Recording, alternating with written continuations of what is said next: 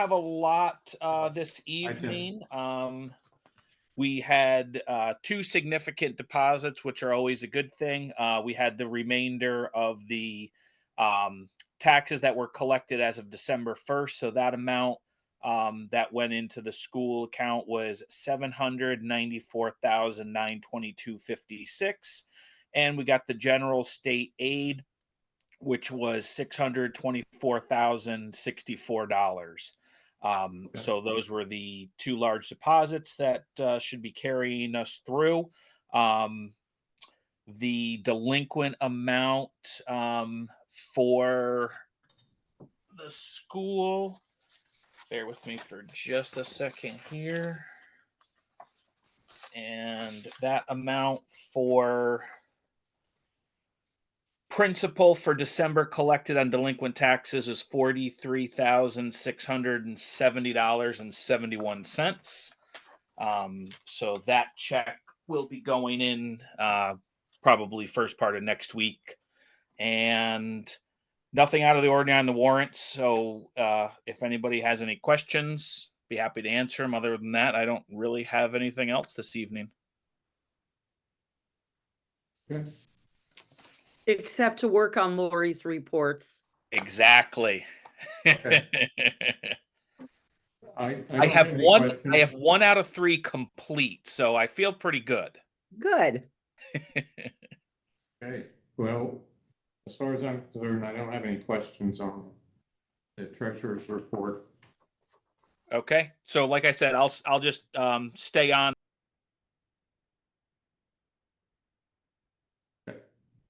So we'll move right along. We'll skip the budget status for now, go to the consent agenda. The warrant for this month and the minutes from December 13th.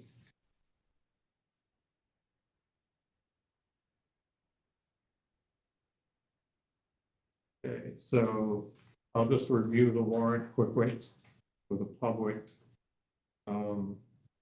We're making payments to Arlington Town School District. We have one student at Fisher Elementary.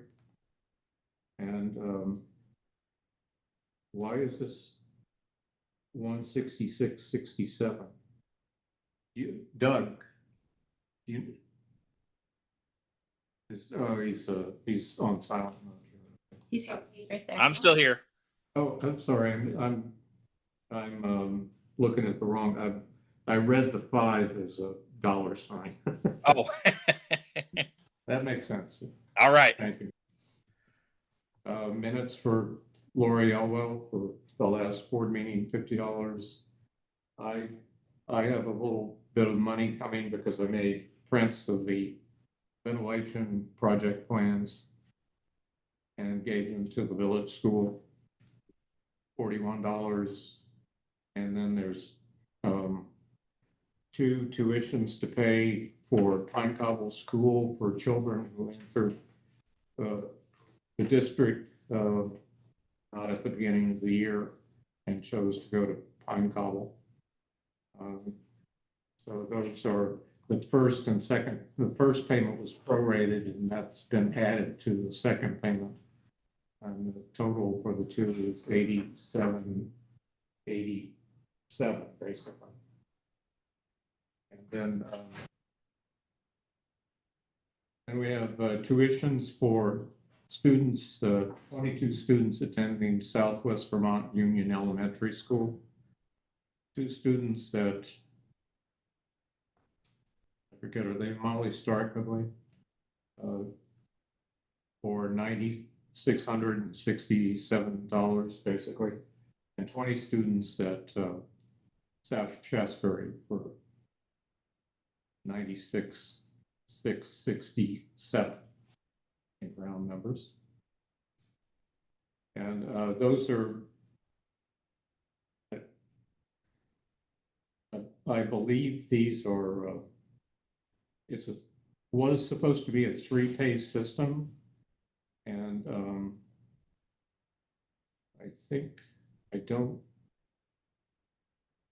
I assume this is a third of overall payment. Do you know, Renee? Off the top of my head, no, and I would not trust myself with all Oh. the numbers in my brain right All now right. anyway. So, it may combine the first and the second payment. I'm not entirely certain about that. Because I know the ultimate total would be, no, I think it's only one payment. Because the first two students amount to 96.67, and the payment is probably 14.5 for Yes. each student. So that sounds to me like it's one payment. So it's 20 students payment fee. So it's $106,333 and some change for those 22 students for first payment of the year. And then the village school payment for $145,854. And that's all for $266,232.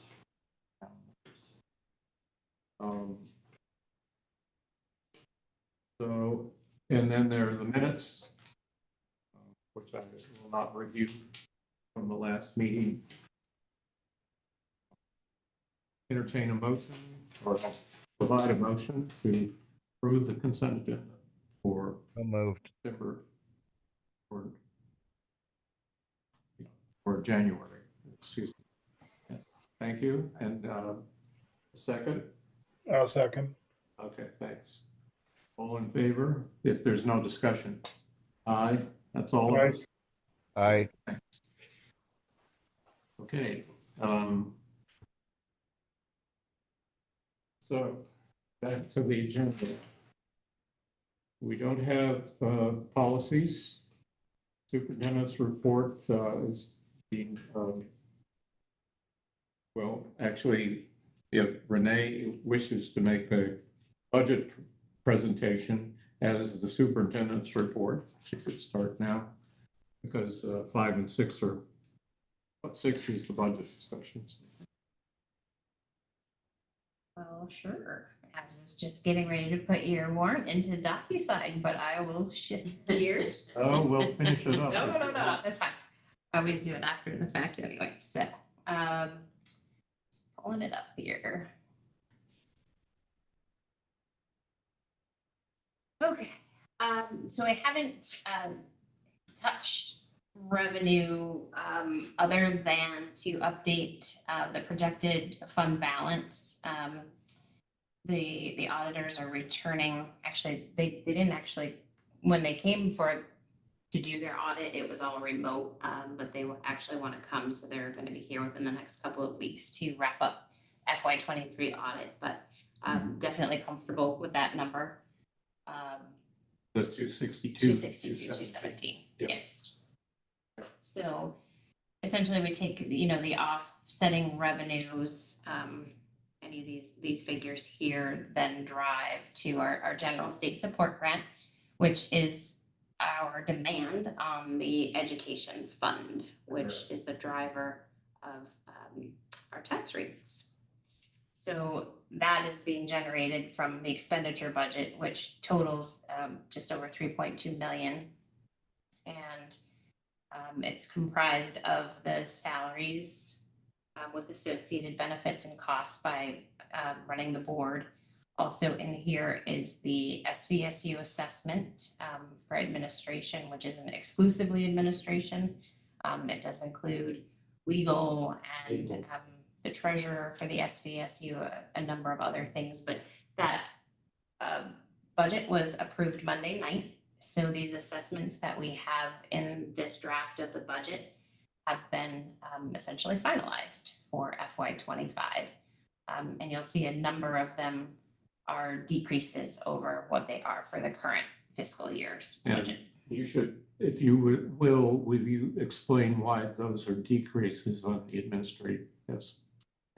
Across the board, essentially when we look at the expenditure budget at the SU level, we are breaking it out by multiple funds. So we have our general fund, but then we also have separate funds for early education, and separate funds for districts and their student services or special education.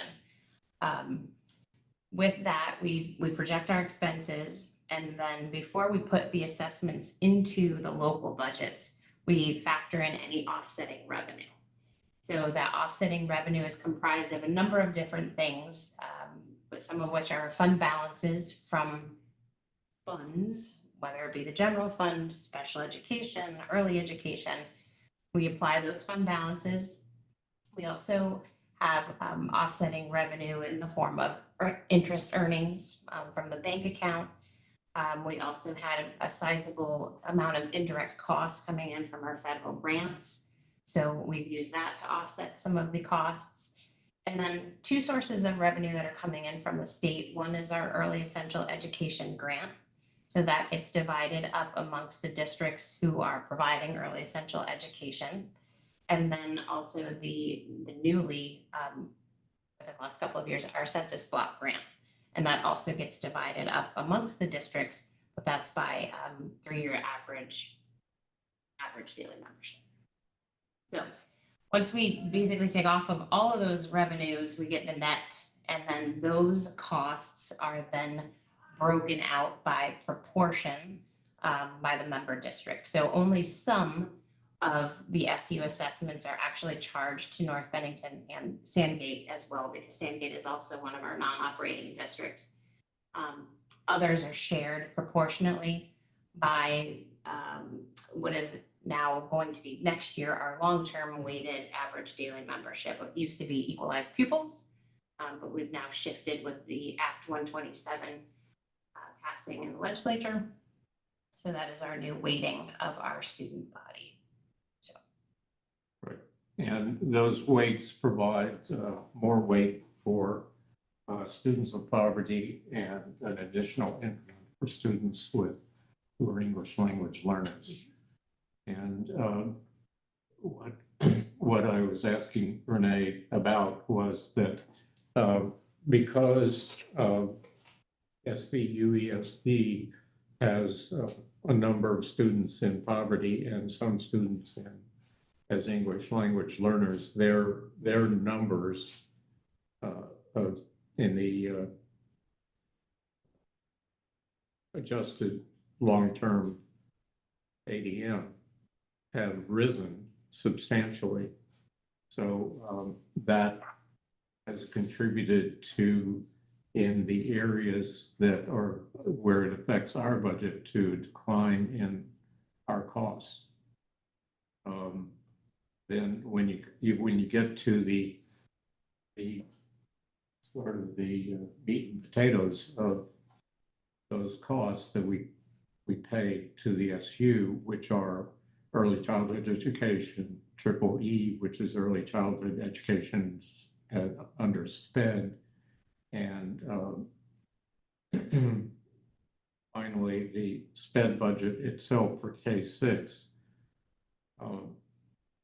Given the fund balances that were available in those areas, and given this redistribution caused by the long-term ADM weighting, we end up with, if you've looked at this draft budget, you'll see on the bottom of the third page, you'll see that in student services, we have an administration fee, but we do not have a student services budget because there's enough money in the surplus to pay for our anticipated special education budget. And if you look up at the very beginning of the expenditures, oh, no, sorry, second page of the expenditures, is it? No, I'm sorry, still wrong. Okay. Where do you want to go? The third page, at the top, very top, you'd see the assessment for pre-K expenses. And there is a variance there, and I believe that's also mostly due to the rearrangement of the ADM long-term weighted ADM adjustments, because some of that fee is for the administrative costs of the program and the various functions, which are basically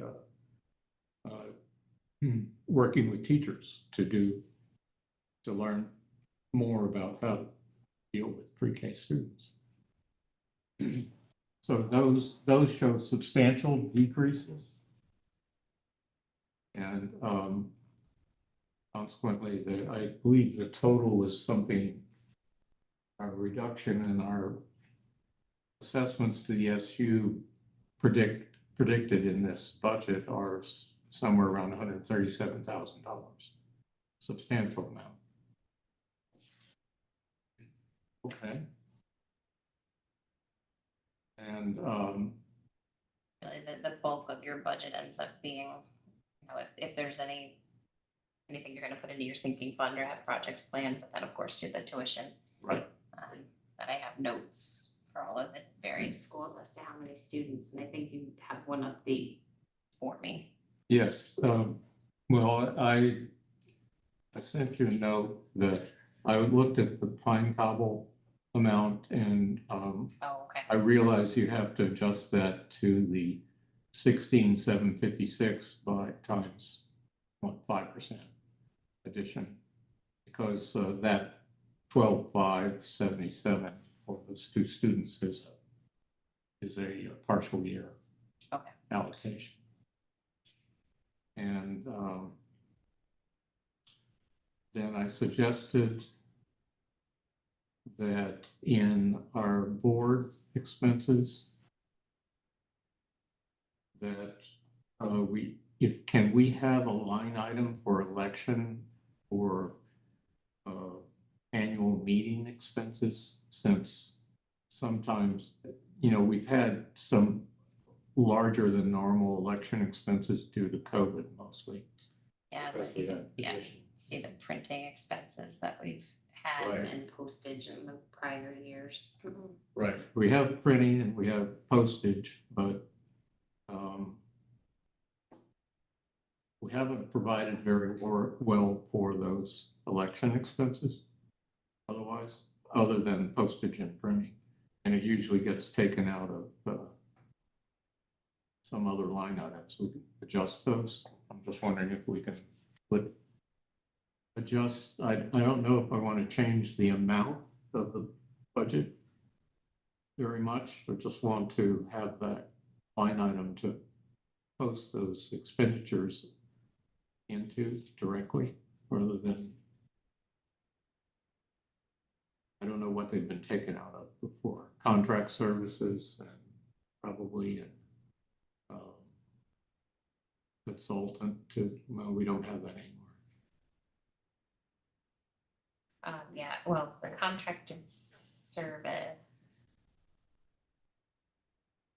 Yeah, so you have a $2,000 line here, which is separate from what you pay Lori, for keeping the minutes. The $500. Okay, so that's for minutes, the contracted services. So For the secretary, yes. Okay. Yep, that line there. all right.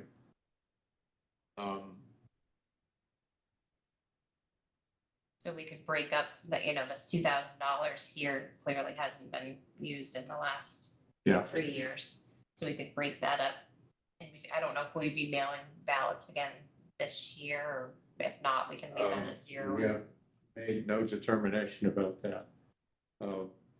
Ray, are you mostly wanting a separate line for what you pay the poll workers? I was thinking that plus the mailing expenses.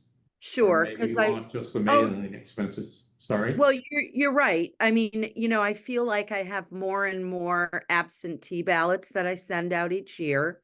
And then I just usually pay for it and then I bill it at the Right. end. And usually, like, the bill from me has been billing around $700-ish, and that is like my fee and I have to buy pens and I need to buy stamps Yes. and, you know, those sorts of things. And then we also pay Balance.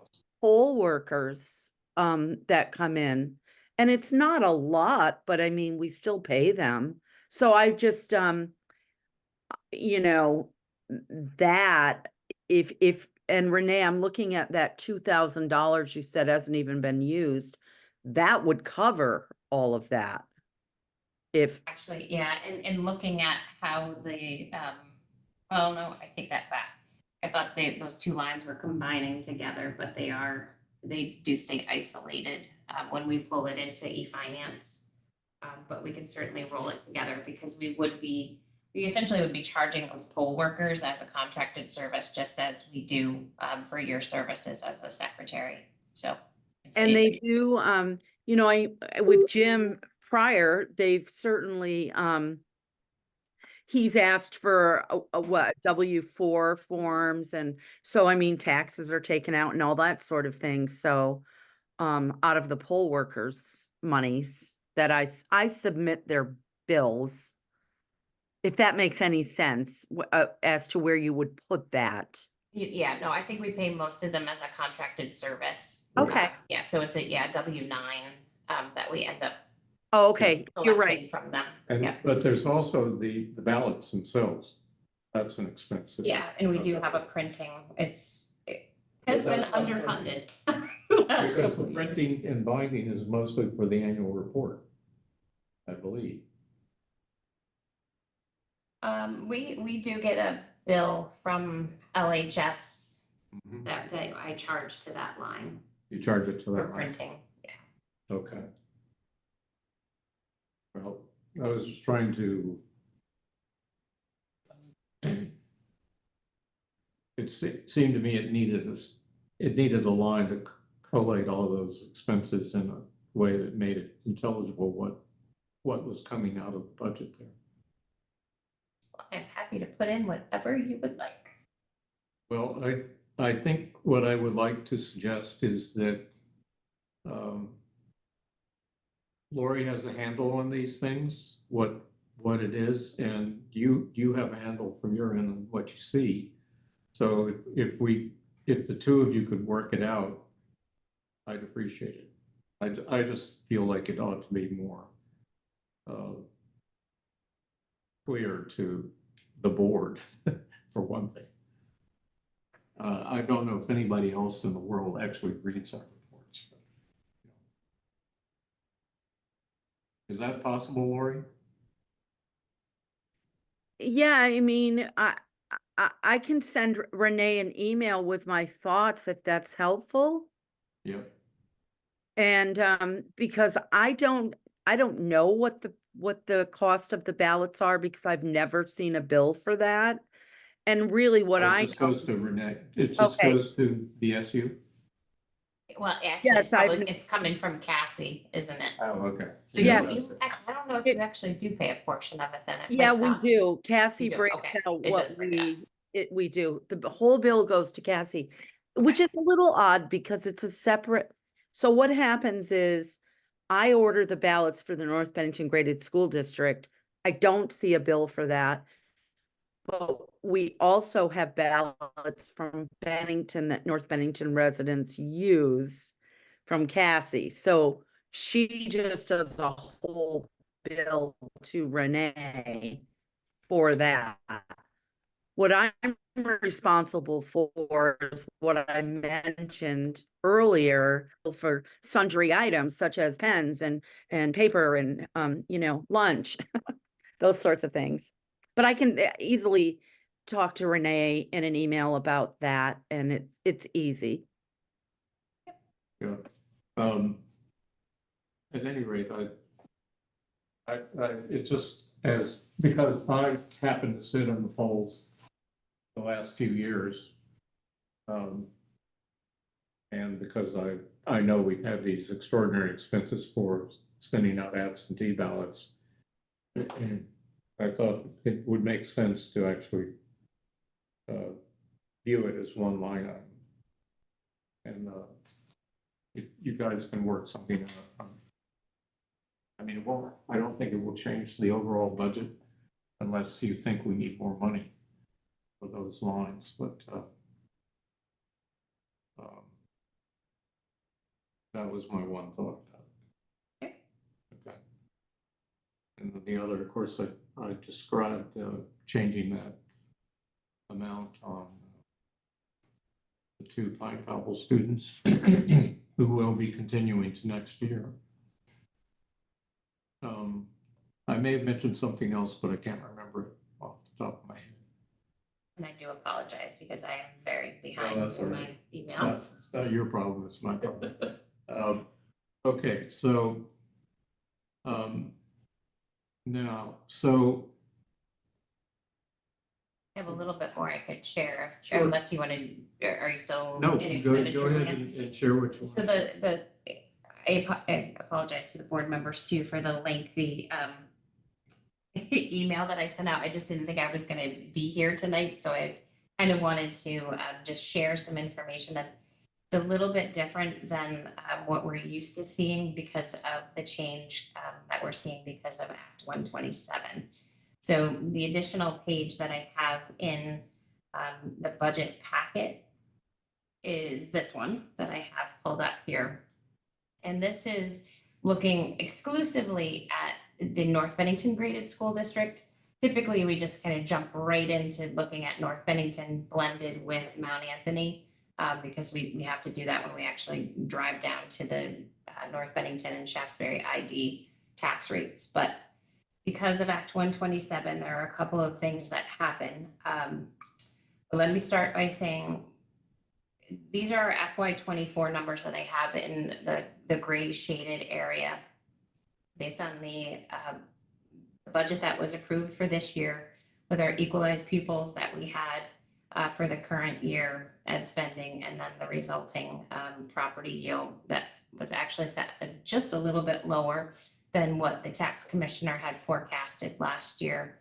And then this is just the North Bennington rate, which then gets adjusted, which we'll see on the next page. What the AOE did for this year, knowing that Act 127 was coming, they recalculated our FY24 numbers. So you can see our expenditures remain the same, the offsetting revenue is the same, our education spending is the same. But this number here, the LTWADM, which stands for long-term weighted average daily membership, is the new weighting that goes into effect for FY25. But because we have to compare current year with prior year, they basically had to give us a new base to start from. So the AOE recalculated our numbers based on what they projected our long-term weighted ADM would have looked like had it been in effect this year. And then we divided that to get our education spending for long-term weighted ADM. So for the FY25 budget and for the next 5 years beyond that, we will each year look at our education spending by weighted pupil and compare them. And we'll look at the percentage change. And if this percentage change is ever 10% or more, we will be subject to a tax rate review. And that's basically the gist of, the information that I sent out. And what that means is, well, nobody really knows what it's going to look like yet because this is going to be the first year. No one's done it.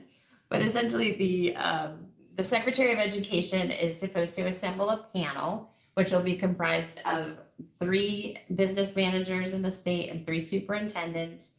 And they will be tasked with meeting with each of the districts to basically get an understanding as to whether or not the increase in spending was within the district's control or not.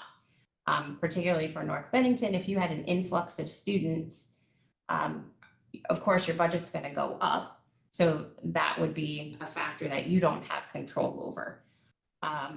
So we have yet to see what it's actually going to look like, but essentially that panel will be making a recommendation back to the secretary as to whether or not they feel or find that the spending increase was warranted. So whatever that determination is, then goes into the next part that comes into Act 127, which is a tax rate cap. But before we get there, we will look at the property yield. So this is the number that comes out from the tax commissioner by December 1st every year. And there's a number of factors that the tax department uses to basically forecast what they think the ed fund is going to be able to support.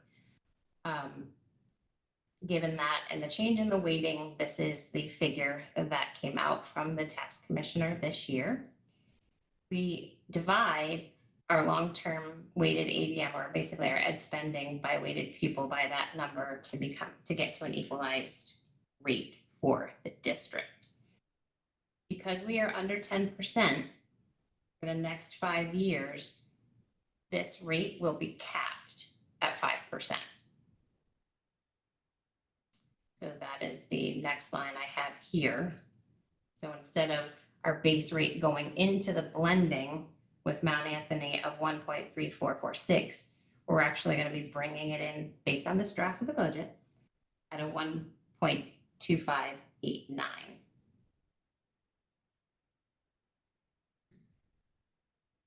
Okay. Just letting that marinate a little bit. Yeah, so I think I'm fairly familiar with it already, but other people on the board can ask questions at this point. So on the sheet that you're probably used to, a little bit more familiar with seeing, I've added a line here. So this is the North Bennington data that I'm breaking out by towns, the North Bennington and then the Shaftesbury ID. This is the current draft of Mount Anthony with all the same data that basically you just saw on the previous page. So because of that cap, this will be the starting point for the blending of the rate between North Bennington Graded School District and Mount Anthony. Mount Anthony actually is in the same situation right now, that they are not exceeding a 10% per pupil spending. So they are also being capped at 5%. So when we blend those numbers, which are by proportion of our long-term weighted ADM, which I have at the top of the page. So of the North Bennington students between North Bennington and the Shaftesbury ID, 50.24% of them are at the elementary level and 49.76% are secondary. So you'll see those percentages appear down below when we look to apply them to these numbers. So the North Bennington rate gets applied the 50.24%. So essentially that ends up being 63.25. And the Mount Anthony rate is applied the 49.76% to bring in 52.25. And then we add those together to get the blended rate before we apply the common level of appraisal. And the common level of appraisal, in many cases across the state, have taken another sharp decline because of what's happened with the market over the last couple of years, and the sharp increase in home sale prices, which has clearly forced the market up, and then properties not having been reappraised in a number of towns are therefore resulting in these lower CLA numbers. So that gets applied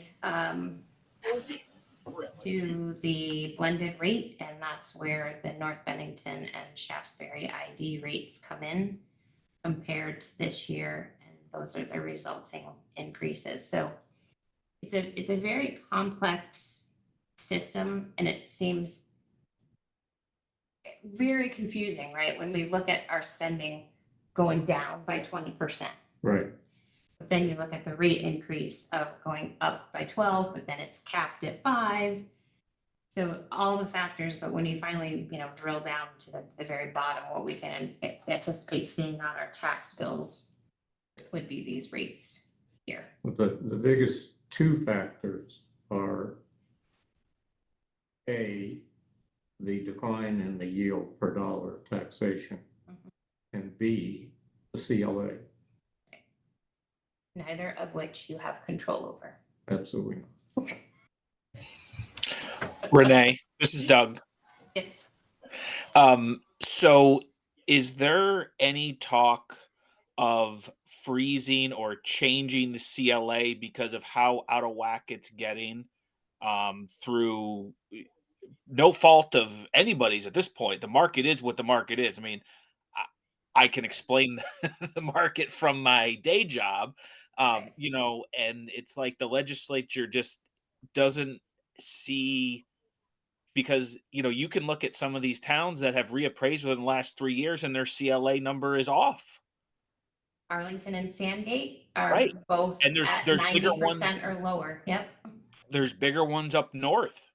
So clearly the They CLA just system is reappraised broken and they're right already at 90%. In the last 2 or 3 years. Yeah. So, when you have a town that reassesses and then within 3 years, the state is saying, nope, you're off again. Clearly the system is broken. Doug, I can't say what aspect of that they're looking at the legislative level, but I can tell you that we were contacted recently by a member of the House Ed Committee. He was looking to assemble some information as to what things are looking like down here. So I was able to get back to him and let him know what at that moment in time, a couple of days ago, actually, yeah, maybe it was just yesterday. What we were looking at for increases, but then what that was translating to in actual tax dollars. Right. So comparatively, what he had shared were double-digit percentage increases in the area. 14, 15, 16%. But while our percentages may not be that high for all of our towns down here in this corner of the state, across the board, we're seeing tax increases. I don't think there's one that's below 9 cents. Most of them Right. are 10 to 20 cent increases. And again, it's really a factor. Oh yeah, I think I saw something somewhere that the average was right around 10%. So, when you're averaging close to or at double digits, like you said before, you have to drill down because a lot of it is out of the control of, the boards, not just us. Because like I said, this is not just an us problem. This is, very much statewide. Right. Yeah, and when I had sat down at another board meeting last week, my email was blowing up from other business managers who were, we were finally had received the CLAs came out kind of late this year. We didn't get them until January 2nd. The long-term weighted ADM numbers have been in flux. So we've been continually getting revisions, the most recent revision coming yesterday morning. But once we compile all that, most of them are seeing 20, 30, and even some towns 35-cent increases. But they had hit that 5% tax rate cap. So their spending isn't out of whack as far as the new legislation is concerned, but it's the other factors that are causing these huge Right. tax rate increases, unfortunately. Right. Okay. Thank you. Renee, may I just ask a question as far as the going back to the equalized pupil numbers? What is the starting number? What is the actual pupil number for elementary and for secondary, or for middle school and secondary ed students within the area? So I mean, it's just I see the calculation there, but what is the actual number? I'd just be curious as to what it starts at. It starts as an average, 2-year average of the actual census numbers, but they also add into that state place students. So that's the starting point, and then from there they take the grades and add all of the weights. So we and I think I have that posted. Yes. And I can certainly post it. Or you can send it to Tim, or I could send it to him, because I've got it. And one of the, because we have sixth graders are actually in the middle school classification, so they're weighted higher, which I don't think that was true before.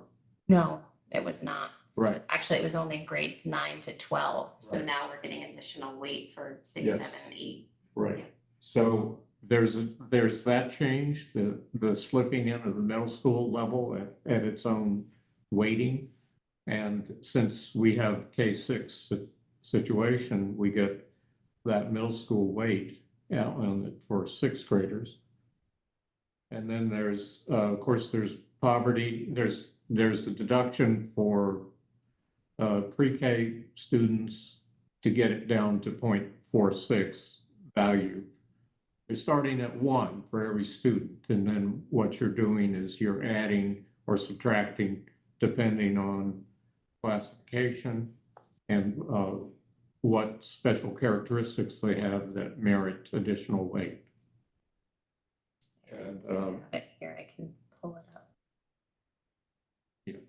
if you had the chart in front of you, there it is right now. Although it's hard to read. Then you could go, if you guys can see this, right? Yes. Okay. Can you read it? Can you magnify it enough to read it? The upper line is the elementary, and then we reappear down below as a member of Mount Anthony. These two. So the column I is the long-term, not weighted ADM, it's just the long-term ADM, which is there's a 20-day window. In the fall, it's days 11 to 30, yeah, where students that are enrolled are counted essentially, and then that gets communicated up to the Agency of Education, to their data folks, along with the federal poverty information, English language learner statistics, and then actually the sparsity in small schools, those are actually coming in from other departments other than the AOE. So Right. then all that information gets transmitted to the finance department, and then they spit this data back to us in the business offices to start putting together the tax rate calcs. So each of these columns, you can see your grade weights are shaded here in yellow. The free FRL, free and reduced lunch, but it really should be federal poverty level. So the labeling there isn't exactly correct. Yeah. EL weights are English language learners, and sparsity weights, which are only applicable for our SU to Sandgate and Arlington.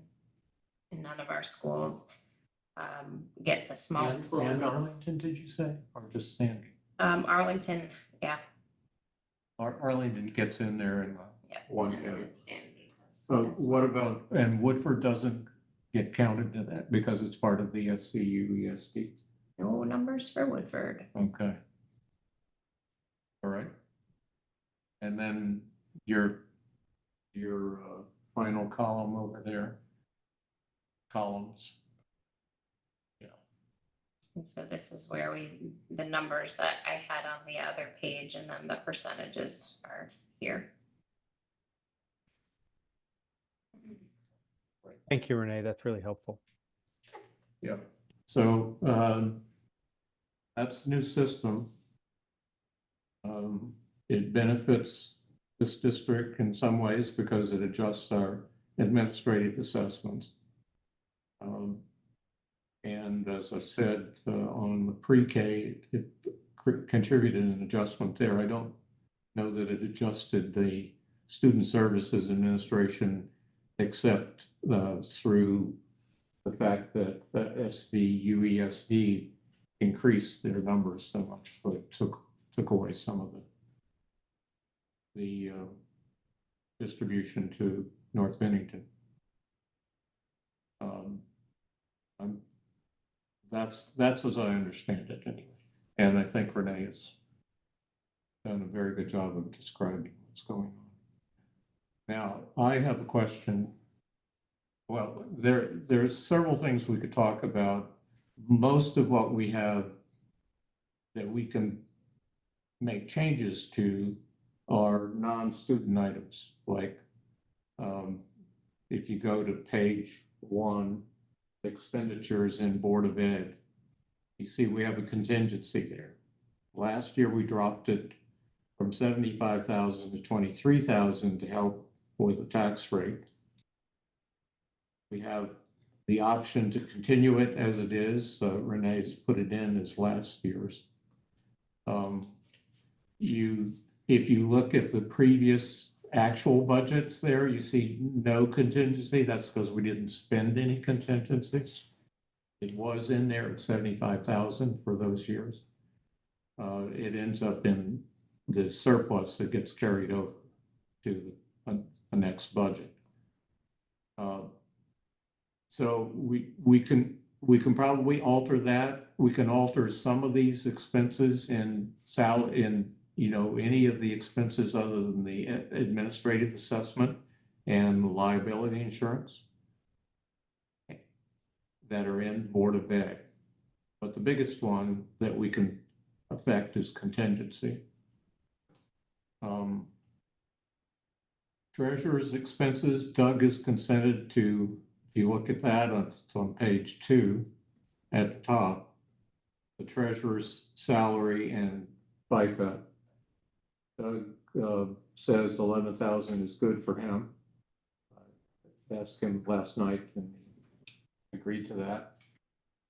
The audit is a minimum figure, and it's based on a contract that the SU has with the auditors.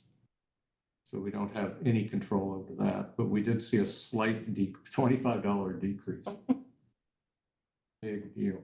I keep it to the dollar. You see the assessment for the HR went down slightly, the tech administration declined slightly, physical services declined more substantially than I expected. Given that for a lot of things, I mean, a lot of things that I deal with are basically with finance or with student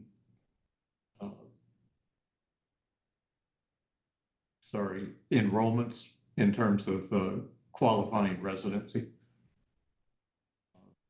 So I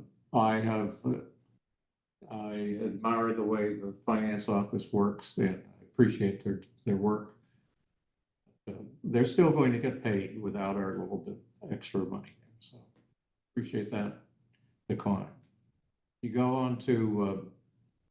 onto the page, which is the third page, which has basically the major expenses of the budget, which are called total program. You see at the top, the first one is assessments for pre-K. To understand that, the pre-K is on a basis of a certain number of hours a week that we pay for wherever the student is placed, whether it's at village school or other providers for our students. And the cost of providing services that support the training, professional development of people at those centers to provide the pre-K services and the administration of the program are a substantial portion of the cost in the assessment, as well as it's up to 3,800, is it? 3884 next year. Yeah.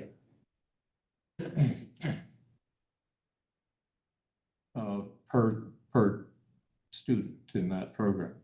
So we don't have any impact. We can't really change that.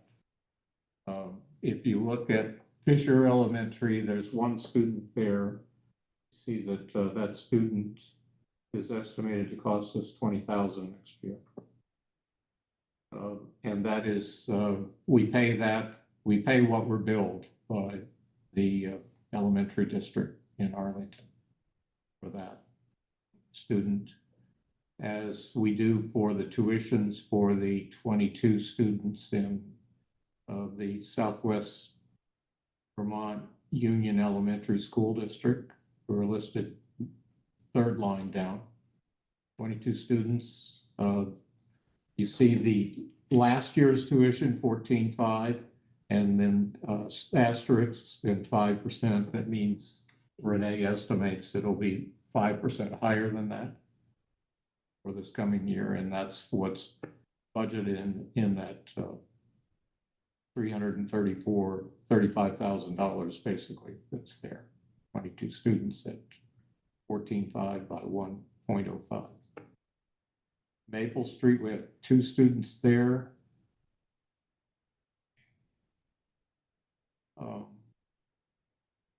And again, oh, sorry, I skipped Pine Cobble.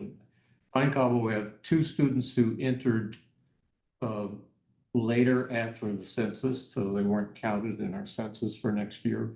But, and we had to adjust the amount that we're paying since they entered November. So the 26,412 there is actually not correct because it'll have to be adjusted to using the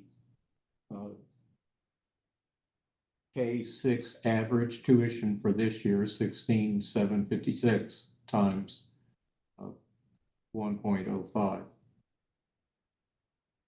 as a and that will have to be adjusted on this budget. It's not actually correct at the moment. Maple Street, that's again that same average K6 tuition times an adjustment factor.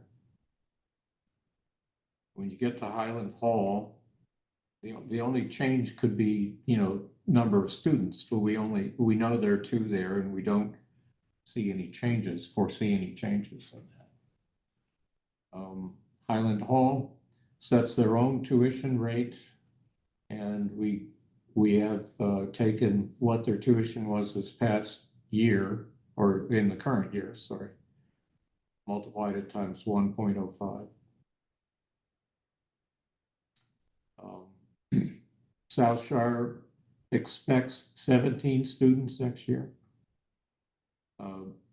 It may not come to pass, but at least at the moment they're expecting 17.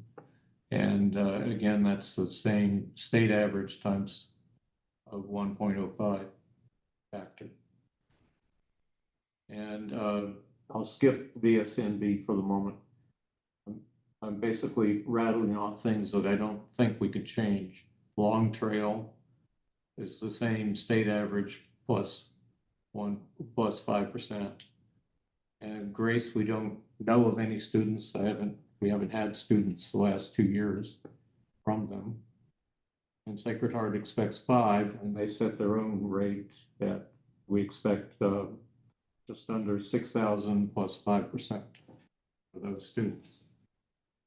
Now we go back to, so I don't think there's anything we can vary about all of those.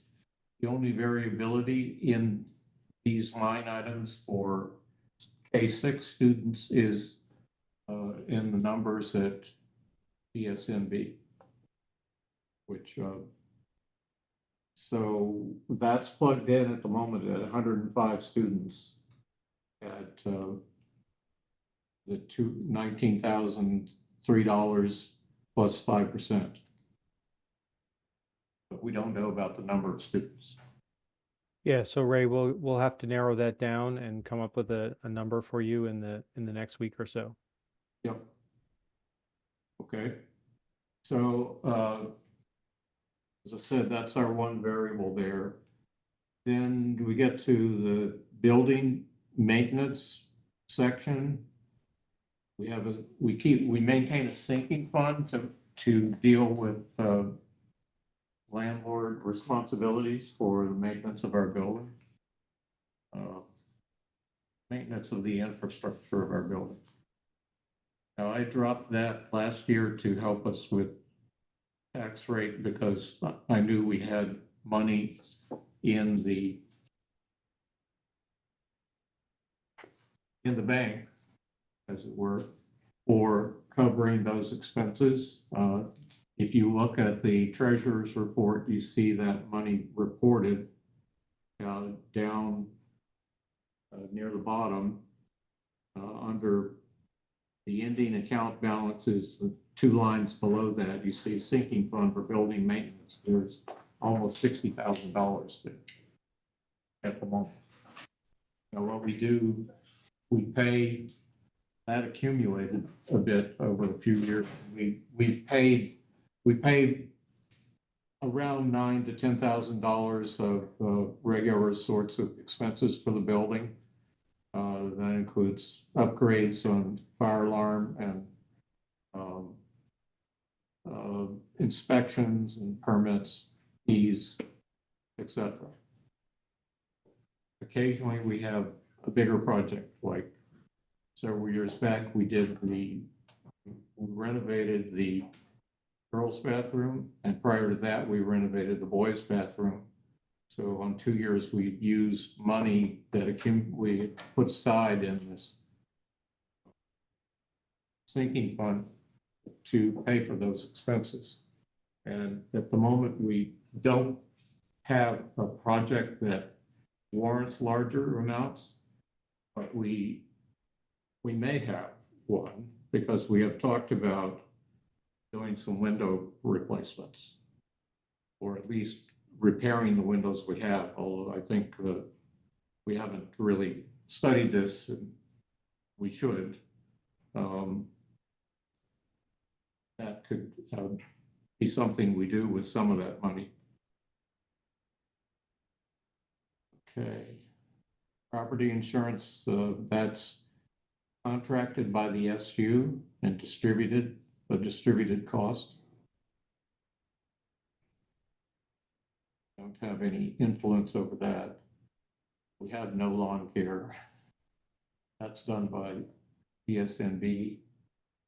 We have a small amount for homeless transportation, which has not been used in recent years. It just is a small holding fund. It ends up mostly in our surplus. And finally, the student services and student services administration and early essential education.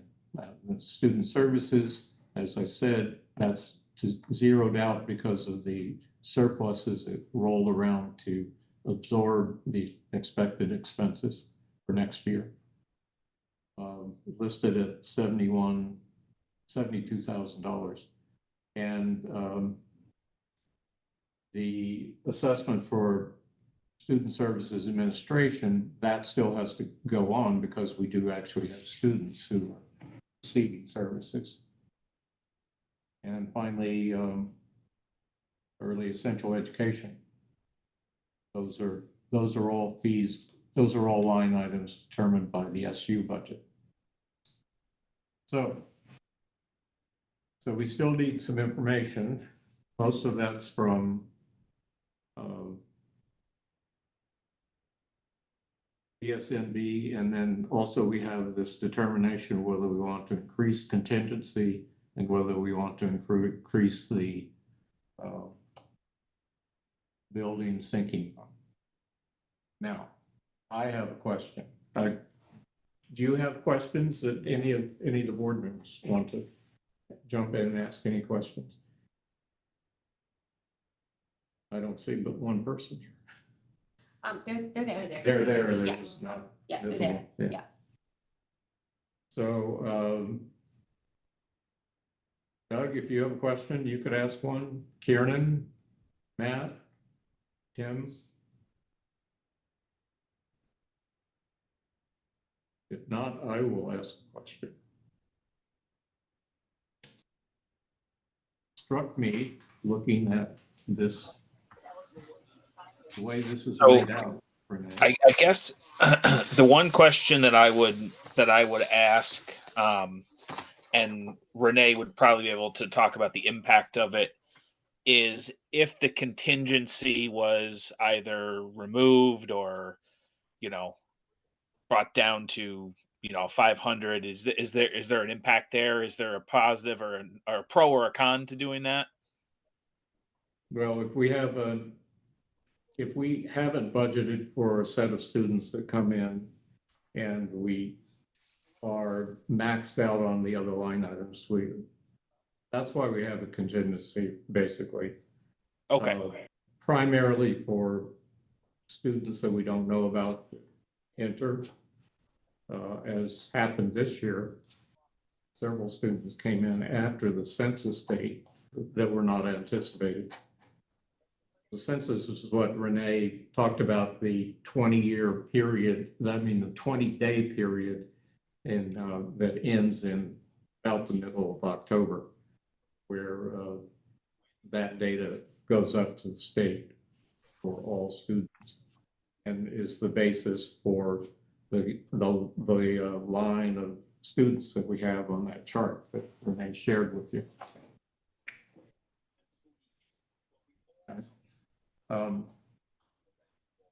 Now I'm thinking about it in terms of going forward. We have a very large, for us, it's not coincident with the offsetting revenues that are on page 4. It is fund balance is actually what do you have in there for fund balance? 262,000. That's larger than it's been for some years. Usually these fund balances fluctuate up and down. If you have a large year, then almost inevitably the next year shows up smaller. So you have to, and since that has a substantial impact on the marginal rate that payers pay, want it to be as large as possible. But as you can see here, in 2024, the fund balance was only 102 for that budget, and now we're up to 262. And I'll bet you that next year for FY26, we're looking at something below 262. Even though we will have a surplus this year because the BSNB budget will not be fully expended. However, we won't see most of that money because the state will adjust the final payment to take that surplus out. So it will only be what's showing now on, which I didn't actually quantify, I didn't calculate it out, but you can read the actual expenditure report and you could see places where there's likely to be a surplus that helps create that, the surplus that rolls into the not the next year directly, but the following year's budget. So the surplus that we're seeing now was created in FY23. And it gets used in FY25. So this year's surplus at the end of FY24 will get used in FY26. I'm just anticipating, because of the cyclical nature of this, that it's likely to be lower than what we're dealing with now. And if there is a significant project that we are undertaking, at the moment, I'm assuming it won't be the ventilation project because there's outside funds for that. And hopefully the taxpayers from our district won't be directly contributing to it. But it could be possible. But we do have certain other issues that we could talk about, one of which is windows for the building that could be improved. So here comes my wild idea. Can I share just a little tidbit that might answer Doug's question to some degree? Because of the way that Act 127 is shifting things, and because the district has hit that cap in this version right now, you would have to cut over $190,000 out of your expenditure budget in order to get below that 5% cap. So anything you do in between, zero, not touching the budget, and, cutting 190, it's not gonna have any impact on the numbers that we saw on that last page. And and thank you for understanding what I meant, because that's kind of what I was getting at. Because when we were talking, kind of the same thing when we're talking about the village budget. Well, unless you're moving things 10,000, doesn't really affect, a significant portion of the tax rate to make it make sense. Right. So 2,000 here, 2,000 there. So same thing, exactly what you just said. You have to get to 190 for it to make sense to, carve out that to portion. reduce the Whatever you budget. want to say. That's right. You have to cut $190,000 to get below this 125.89 figure. What Perfect. Thank I have the opposite idea here, you. because basically, because of that range also goes upward. That 125 is not going to change if we actually increase the budget to go back to a 0% increase, right? So one of the things I was thinking is perhaps we ought to do some thinking while we have this time, before we have to warn this thing, about whether we want to do that in order to garner funds that are going to be scarce to come by to do projects that the building might need, or to, and the way we would do it would be in increasing line items that don't have any effect, aren't directly related to student services at all. There are things that can be changed, as I've done, as this board has done at my direction over the years, to reduce our impact on the taxpayer. But we could increase the, at this point in time, we can actually increase the budget. I think this is my theory based on looking at this, without affecting the taxpayer in a substantial direction, if we have a particular need to do so, because I think we're going to find it's going to get harder and harder to get the surplus funds that could be used for projects, as opposed to just maintaining infrastructure in the building that we have. A project like changing windows is a lot bigger than we've been paying out previously. Does that make sense, Renee?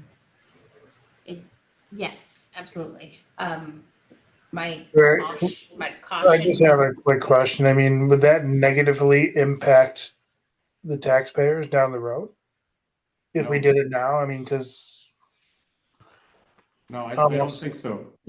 What it does is we do have a 6-year window, this year included, to adjust ourselves in some way or some fashion so that we don't run into the penalty when they start charging penalties again, which are double taxation penalties. I assume that's what they're talking about still. That we come in under those cap numbers. And I did send Renee a note. I thought it would be nice if we could sit down and talk about how we get to that point. But in this particular year, because we have this, we've had this total adjustment to this new format that leaves us 20% below on our pupil costs, per pupil costs. And we have a hold harmless that gives us a static tax rate without you know, in a range that basically it's 190 down to get any further change reduction. And it's roughly the same going up to get to the point where you would alter that tax rate upward. I'm saying, to me, it looks like it makes sense to think about harvesting a little bit of that anyway for the future. The only thing I would say, Ray, is that a slight bit of caution because of this being a statewide system. Yep. That we don't know truly yet how that 5% cap is going to Right. necessarily work. And the ed fund is gonna have to come up with money somehow. Yeah, I know. So it's gonna come from somewhere. Yeah. We just don't know. Well, that's a good point, you know, because they're not giving us the source of the funds of the 5% cap to keep it at 5%, right? Mhm. So because there is so many districts are basically hitting that cap, They're hitting it, it's yeah. shortchanging really what the ed fund needs. Right. So it doesn't make sense for them to work it back into the yield because that changes everybody's numbers. Yes, again. right. There's gotta be some mechanism that they're gonna come up with. I think they're gonna have to come up with a bolus of money. That's what it looks like to me. And I agree with you. I understand entirely. I don't want to be a hog at the trough. But I do see an opportunity here that could help the district out. But I want to have a legitimate purpose for it. I don't want to just be like the people who hit the PPE fund, who so many of them just took money out and didn't even meet the requirements in some cases. Although I did hear of someone last night on Marketplace, or was it Marketplace? Maybe it was something else, but a law firm that had taken a PPE loan and now they paid it back. And they actually didn't have to. They made money without it and they paid it back. They felt that was the right thing to do. So yeah, I guess that's it just, it's not clear yet. Yeah.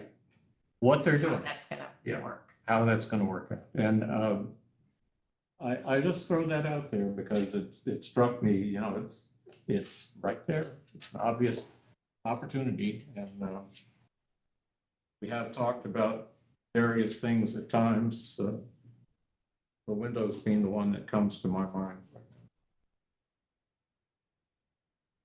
Okay, so does anyone else have any thoughts about changes we want to see? Are we relatively happy with this? I kind of think I would like to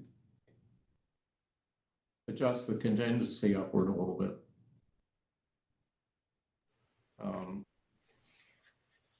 But, you know, it doesn't look like we need it this year. And so that's just a contribution to surplus, which does help modify the tax rate if you don't spend it, which we haven't been spending it. Yeah, I could run a couple of scenarios if you have ideas as to what you might want to put in the, the sinking fund line. Right. And we can look and Right. it's gonna take a lot to make a change to that 5% cap. For Yeah. you to get to the point where you're at Yeah, that. no, it would take almost 200,000, I think. But I didn't calculate it very accurately. I did one this afternoon that showed me something, but I forget the number. I think the upper limit is probably well over 150. It's actually on the form, basically. If you just take the difference between 12,709 and 15,945 and multiply it times the pupil count, right? That's the upper limit. So I guess to Ray's point, I mean, I'm looking at the sinking fund, in prior years, and then obviously it was, brought down to a token amount of 1,000 just as a placeholder. If we were to bring a portion of that back with the thought of looking at a window project, that may make sense. And the explanation of the contingency that it's typically used, because we did have one or two students this year that came into district, so maybe a small portion there to offset if another student came in. I mean, that may Sure. make sense of what Ray's saying. Like you say, not going to 190 and maxing out in case the state does change, but potentially putting an amount back into that sinking fund now that the board potentially has a target of what they want to use those funds for, being the windows. Yeah. So to me, that makes sense. Those two items would make sense to put something into. Again, not stuffing it. Right. At the minimum, you could take the difference between the net line 3, the net education spending for FY 25 and for FY 24, and taking that difference, that's 126,000. Distributing it between those two accounts. And who knows, we may have some special ed expenses that go beyond that budget, what's covered, because 76,000 seems like a light number for that. So that seems like would be a reasonable thing to do to cover some of that as well. All right. Any other comments? Oh, wait, I guess I have an agenda item. What did we say? The ventilation project, I can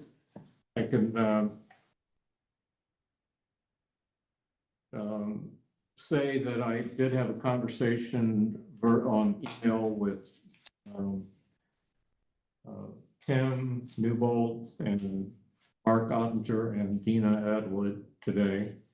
I've forwarded reference to the August 23rd resolution we had to support the continuation of the project.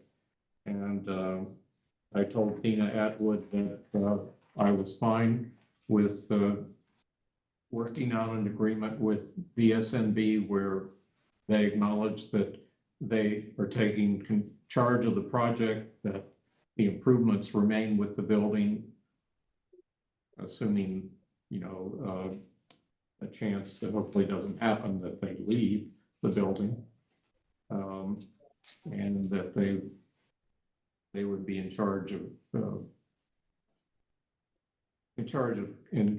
control of the project with our advice and consent, I suppose, at least the consultation, make sure we agree with where they're going. At the moment, we have a plan, so we're presuming we stick to it, that'd be fine. And upcoming meeting dates for budget discussion. I think we do need one more, and our usual strategy for dealing with these meetings is to just set a date and continue this meeting to those meetings. So we probably would need one date to review any of the changes that we talked about, and then a date because we can't actually warn it until what time, what date? Or earlier? I think it has You to say, be, what's our window this year?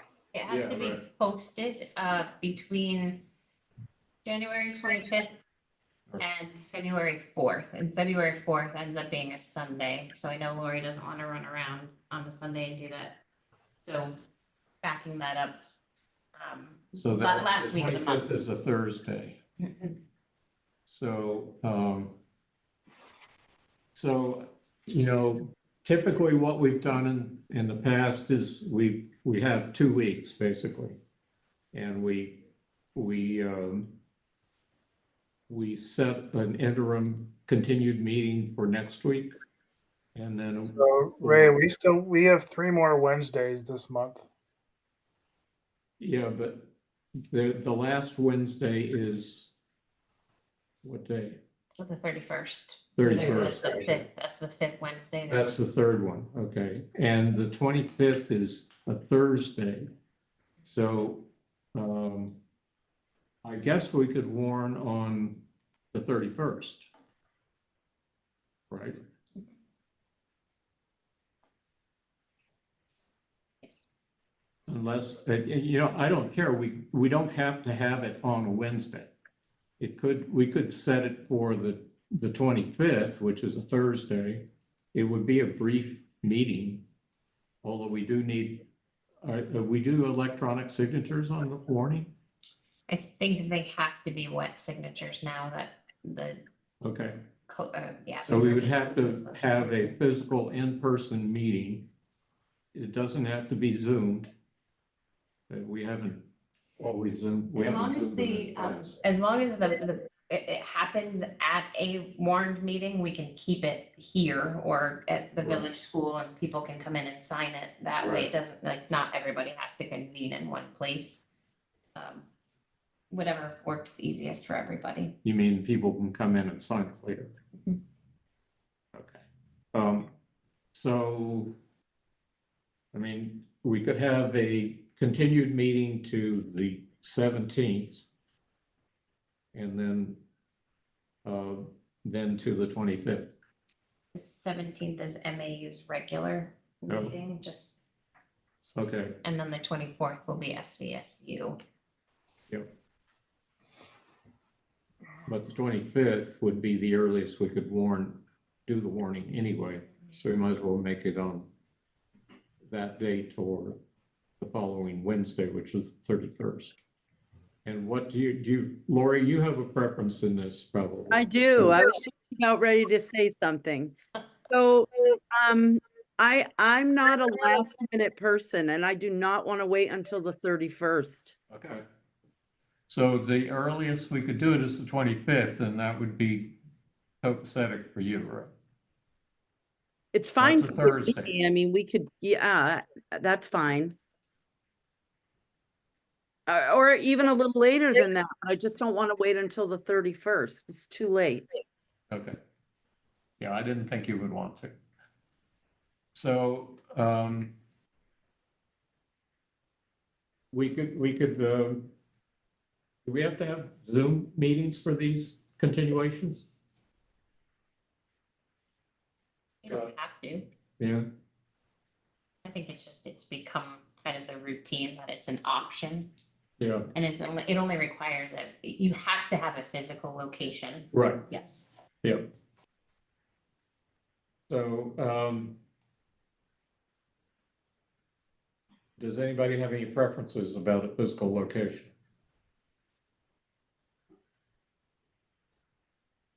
Because if we do a Zoom meeting, we have to have, at least the way we've been doing them, we're gonna have personnel from the SU office. But I don't think we actually have to have that for these continuations. We could meet at the school and it'd be an open meeting, obviously. We do it in the library or in Tim's office or whatever we decide to do. But So I'm wondering. assuming we don't need advice from Renee. I don't know because you with the continuation, you don't actually publish a new No, we agenda, don't. do you? No. So the We one do that have to have continues is this the is notice this one with that- the Zoom, Yeah. but even the Zoom link won't work anymore Right. anyway. This is just for today. Right. Right, and, yeah, basically we've usually, I think we used to do them, like we do them in the office, basically. But we could do it in the library for the 8. Not the Yeah, Ray, 18th. you're welcome to use whatever space we need at the school. Just Yep. let me know what date and we're good. Yeah, so I'm wondering if we could, avoid a Zoom, just do it at the school. We'll post the time and date and the location. And do it next Wednesday. 17th. Yes, ma'am. The 17th, Yes, ma'am. 6:30. Is that okay with the rest of you? You have to be in person. I know it's a new experience. We used to do it all the time.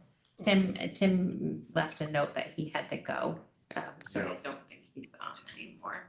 Yeah, okay. I think that works for me. That'd be fine. So if we do it, is 6:30 the time, or shall we do it earlier? 6:30 works for me. Okay, Not earlier. not earlier, right? Just heads up, Ray, though, if you're looking to have a warning on the 25th, I will not be present because I work late those days. On the 25th. Every Thursday I work late. Oh, okay. Can we do it on Friday, 26th? We can do it Friday. I mean, just Thursdays are just not good for me if you Okay, need yeah, no, I understand. So we need to have everybody that's available be there. Yeah, Friday works. So we can set that on the 17th. We can decide what day. It's just, we do have to post it. Yeah, so last year it was I found last year, so last year it was in the North Bennington Graded School District Library at 6:30. It's warned, Amy would warn it as a special board meeting. And last year you did have a Zoom link, but Okay, I looked at the one after this on the 25th, did not have a. right. This Well, one did not. maybe we failed to do it as continuation last year. I think we may have messed up there. I'm not sure. I don't remember. So the Wednesday, the 17th at 6:30, special board meeting at the, in the library? School? Yeah. Okay. And Sure. then we can determine what date and time for the actual warning, where we sign the document. The warning. That's all changed this year. The language is changing, Yeah. because we don't have to list the increase per weighted pupil spending, but I actually haven't seen Okay. a version of what it's supposed So- to be yet. I could pick that up from you, and take it to the meeting when we have it on the 26th, I guess it would be. Okay. And then get it back to you. And get it to Lori. Lori would be there, I guess. At any rate, so next week is our continued meeting and continued of this meeting at 6:30 at the school library to review budget, and actually we need to have more of a conversation with Tim Newbold about his budget. Finish up. So Lori, if you have anything you want to get me, I can get that into the next draft for next Wednesday. And if Tim and everybody else Right. connects and has updates for the village school tuition, I can get that updated as well. And then if you have, I can run a couple of different scenarios if you want to see, putting X amount into, your sinking fund. I think we Right. have a lot of wiggle room. Right. I think we'll talk to Tim next week, Tim Newbold, about his request, and then we'll get that settled after that meeting. from that meeting.